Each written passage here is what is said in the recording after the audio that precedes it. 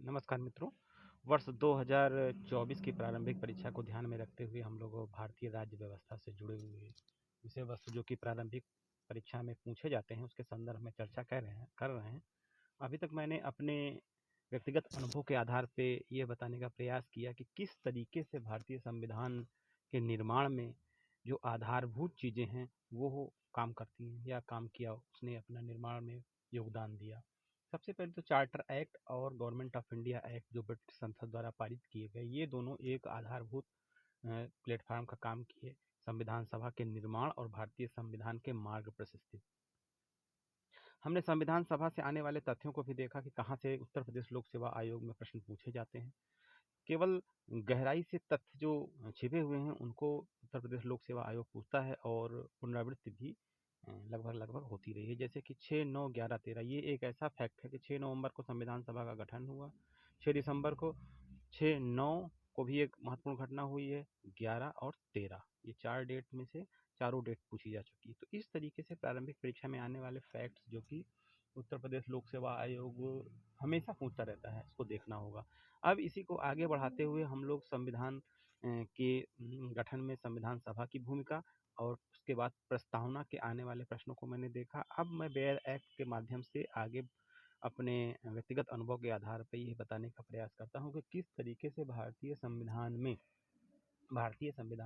खंड से उत्तर प्रदेश में आर्टिकल्स के प्रश्न पूछे जाते हैं, अनुच्छेद के प्रश्न पूछे जाते हैं, भाग के प्रश्न पूछे जाते हैं, संविधान संशोधन के प्रश्न पूछे जाते हैं। अब जब हम भारतीय संविधान की रेप्लिका जो कि बेयर एक्ट है, जिसको कि मैं इसमें फ़ोटो खींच के लाया हूँ, ये सभी लोगों को परचेज कर लेना चाहिए और अपने टेबल पे रखना चाहिए, जिससे कि आपको आर्टिकल समझने में आसानी हो सके। अब मित्रों, इसी को आगे बढ़ाते हुए हम ये दिखाते हैं कि भारतीय संविधान के जो पूरे संविधान को कई भागों में बांट दिया गया है उद्देशिका के बाद पार्ट में।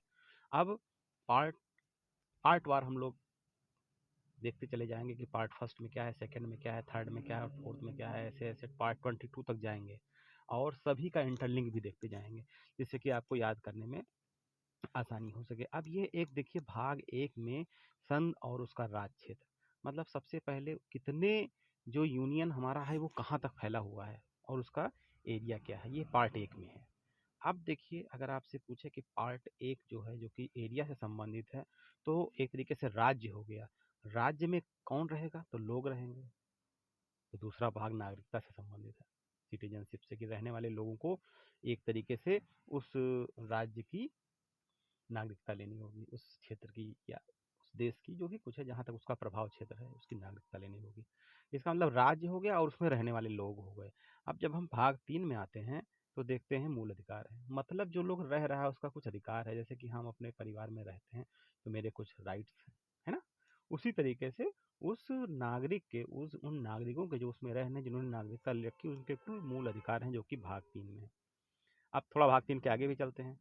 भाग 3 के जब आगे चलेंगे तो भाग 4 आ जाएगा, इसको कि मैंने इसमें नहीं लिया है, अभी भाग 3 तक ही मैंने चर्चा किया है। तो भाग 4 में नीति निर्देशक तत्व हमारे हैं, directive principle of state policy, जो कि ये कहते हैं कि राज्य के भी कुछ कर्तव्य होंगे, राज्य के भी कुछ कर्तव्य होंगे। इसके संदर्भ में राज्य के कर्तव्य होंगे व्यक्ति नागरिकों के संदर्भ में, तो वहाँ भाग 4 आ गया। अब भाग 4 के बाद ये सोचा गया, विचार किया गया कि भाई नागरिकों के भी तो कुछ कर्तव्य होने चाहिए, तो भाग 4 आ गया, उधर संविधान संशोधन करके मूल कर्तव्य जोड़ा गया। इस तरीके से देखिए एक इंटरलिंक जनरेट हुई पूरे घटनाक्रम में, पार्ट 1 से पार्ट 4, 5 तक। अभी हमने आगे नहीं बढ़ा है, बस केवल यहीं तक आते हैं। तो पार्ट 1 में जो हमारा यूनियन है उसका क्षेत्र कहाँ तक है, संघ और उसका राज्य क्षेत्र। तो पहला फैक्ट ये होगा कि संविधान के भाग 1 में क्या चीज़ है, भाग 1 में किस अनुच्छेद से किस अनुच्छेद तक है, दूसरा प्रश्न ये हो गया, क्योंकि आपसे पूछा गया, ये सारे प्रश्न पूछे जा चुके हैं, ठीक है। अब इसके बाद ये भी प्रश्न आया है राजस्थान में कि भारतीय संविधान में इंडिया है कि भारत है कि दोनों है। अभी जो भारत की डिबेट चल रही है उसमें ये तथ्य इंपॉर्टेंट है, अगर कहीं निबंध निबंध आता है तो उसमें ये कोड कर देंगे अपने फेवर में। तो अब देखिए, ये संघ का नाम भारत संविधान 1 में है, ठीक है, वो संविधान 1 आर्टिकल 1 में है। आर्टिकल 2 में नए राज्यों का प्रवेश या गठन, संक्षेप में देख लीजिए। 2A सिक्किम, ये आ चुका है, प्रश्न आ चुका है। 3 नए राज्यों के निर्माण, से संबंधित इसमें दिया हुआ है कि संसद क्या-क्या कर सकती है। रोक करके आप देखें मित्रों, ये प्रश्न आए हुए हैं, तीनों प्रश्न आए हुए हैं। देखिए मित्र, देखिए फ्रेंड, जब तक आप एक इंटरलिंक नहीं जनरेट करेंगे विषय वस्तु में, तो वो आपके दिमाग में लंबे समय तक नहीं रुक सकती है। अब मैं अपने 2 दशक पहले पढ़े हुए चीज़ों को आज इस तरीके से अपने अनुभव को साझा कर रहा हूँ, तो ये जो इंटरलिंक बता रहा हूँ, ये खुद की जनरेट की हुई इंटरलिंक है। मैंने इसको समझा, कई बार पढ़ा और एक समझ विकसित की कि हाँ, भारतीय संविधान में संविधान के मूलभूत आधार से लेकर के, अब अगर हम अभी इसमें तो नहीं चर्चा कर रहे हैं, आने वाले समय में चर्चा करेंगे कि क्या चार्टर एक्ट से पहले भारत में संवैधानिक व्यवस्था नहीं थी, और थी तो कैसी थी, उसका मूलभूत आधार क्या था और वो क्यों नष्ट हो गई, उसके नष्ट होने के पीछे कारण क्या है। निश्चित रूप से भारत का इतिहास तो बहुत प्राचीन इतिहास रहा है, लंबे समय से अगर आप देखें काल कालांतर से बहुत पहले से चलता आया है, और हर जगह न्याय व्यवस्था रही है। भारतीय न्याय व्यवस्था बहुत ही प्रसिद्ध रही है अपने समकालीन न्याय साम्राज्यों के दौरान। ऐसा ऐतिहासिक परिप्रेक्ष्य में कई जगह व्याख्या आई है, इंडिका में व्याख्या हुई है इसकी, आपके भारतीय न्याय व्यवस्था की, और अन्य ऐतिहासिक ग्रंथ हैं। अगर आप हिस्टोरिकल एस्पेक्ट से देखेंगे तो न्याय व्यवस्था की बड़ी तारीफ हुई है। मैं ईस्ट इंडिया कंपनी के पहले मुगल साम्राज्य की बात नहीं कर रहा हूँ, और उसके पहले की मैं बात कर रहा हूँ। तो इसलिए अभी उस पर चर्चा करने से कोई विशेष फायदा नहीं है। अभी हम तथ्यात्मक जानकारी पर भी परीक्षा के दृष्टिकोण इसमें हम बहस कर रहे हैं, बता रहे हैं। तो ये भारतीय संविधान के भाग 1 में आपके राज्य क्षेत्र के बारे में आ गया। अब भारतीय संविधान के भाग 2 में नागरिकता के बारे में है, 5 से 11 तक ये आ चुका है प्रश्न। भारतीय संविधान का पार्ट 2 कहाँ से कहाँ तक है। अब आजकल कुछ प्रश्न ऐसे आ जा रहे हैं कि निम्नलिखित कथनों पर विचार कीजिए। नंबर 1, संविधान के भाग 1 में नागरिकता के बारे में कहा गया है। संविधान के भाग 1 में नागरिकता के बारे में कहा गया है, पहला कथन हो गया। दूसरा कथन, संविधान का भाग 1 अनुच्छेद 1 से लेकर के 5 तक है। अब दोनों कथन सही, पहला कथन सही है, दूसरा सही है, दोनों सही है, दोनों गलत है। इस तरीके के प्रश्न जब आते हैं तो एक गहराई एग्जामिनर देखना चाहता है, और लगभग 10 से 15 प्रश्न इस तरीके से आ रहे हैं। 20 प्रश्न तक आप मान लीजिए पूरे फैलाव पेपर में, 150 में 20 प्रश्न के आसपास। तो भाग संविधान 2 में नागरिकता के संबंध में डिस्कस किया गया है, आर्टिकल 5 से लेकर के, और आप देख लीजिए 11 तक। ठीक है। ये फिर मूल अधिकार हमारा आ गया भाग 3 में 12 से लेकर के 35 तक। ठीक है।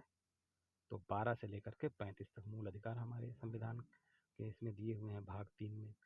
तो फिर हम देखते हैं इसको, इसमें 13 में, ठीक है, यही इंपॉर्टेंट चीज़ है, जुडिशियल रिव्यू। 14 में समता का अधिकार आ गया, विधि के समक्ष आ चुके हैं, सारे प्रश्न आ चुके हैं। 14, 15 हो गया। 16 में लोक नियोजन में अवसर की समानता। 17 में देख लीजिए अनटचेबिलिटी बहुत बार आ गया। 18 में उपाधियों का अंत आ गया। एक बार ये भी प्रश्न पूछा गया 18(2) में क्या है। ठीक। 19 में स्वतंत्रता के बारे में कहा गया है। ये 19 1 2 3 4 मिलाने को एक बार आ गया था। 20 में डबल जियोपॉर्डी है। 21 में आपका प्राण एवं दैहिक स्वतंत्रता है। 21 में शिक्षा का अधिकार है। ये जो अमेंडमेंट होने के बाद आर्टिकल जोड़ते हैं वो कब जोड़े गए, इस पर भी ध्यान देना होगा। फिर 22 में कुछ दशाओं में गिरफ्तारी और उससे निरोध से संरक्षण है। इसको बेरा खरीद के आप लोग एक एक करके देखें। शोषण के विरुद्ध अधिकार, ये बहुत बार आया है उत्तर प्रदेश में, 23 और 24। 25 में धर्म की स्वतंत्रता का अधिकार, 25, 26,